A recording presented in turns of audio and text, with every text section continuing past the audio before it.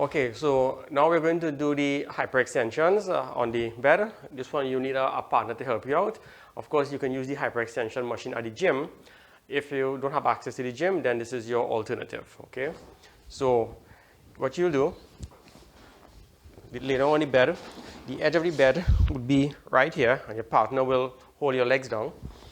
So you're here, using your hands to support yourself.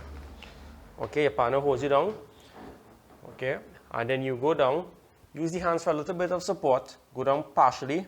Come back up. Back down, hands for some support.